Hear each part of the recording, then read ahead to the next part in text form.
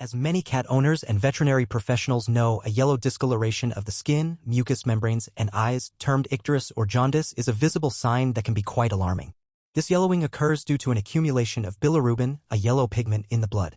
Total serum bilirubin concentration, or TBL, is a valuable biochemical marker that can offer insights into various physiological functions and pathological conditions in our feline companions.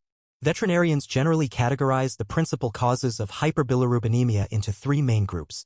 The first is prehepatic, which typically involves an increased breakdown of red blood cells, leading to an overload of bilirubin production. This is also known as hemolysis. The second category is hepatic, where the issue lies within the liver itself, affecting the hepatocyte's ability to process and excrete bilirubin properly. Finally, there is posthepatic hyperbilirubinemia, which arises from an obstruction in the flow of bile from the liver into the small intestine, specifically the duodenum. However, the situation isn't always straightforward.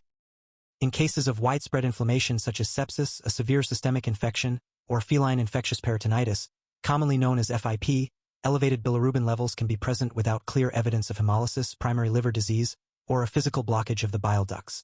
In these scenarios, the exact cause of the hyperbilirubinemia and its classification become less clear. It's been suggested that in cats with sepsis and FIP, the normal processes of bilirubin metabolism and excretion into the biliary system may be compromised. Interestingly, FIP has also been linked to immune-mediated hemolytic anemia, adding another layer of complexity. Often, even after thorough diagnostic workups, the underlying reason for a cat's hyperbilirubinemia remains elusive. In primary veterinary practices, the immediate availability of and experience with advanced procedures like hepatobiliary surgery and certain diagnostic imaging techniques, particularly abdominal ultrasonography, might be limited. In such settings, the measurement of total serum bilirubin concentration alone could potentially influence critical clinical decisions. This study provides strong evidence that the severity of hyperbilirubinemia in cats is a valuable indicator for distinguishing between those with and without biliary obstruction, a condition that often requires emergency hepatobiliary surgery. The researchers proposed lowering the previously suggested bilirubin cutoff for prioritizing abdominal imaging in these cases from 5.85 mg per deciliter to 3.86 mg per deciliter to avoid missing or delaying the diagnosis of biliary obstruction.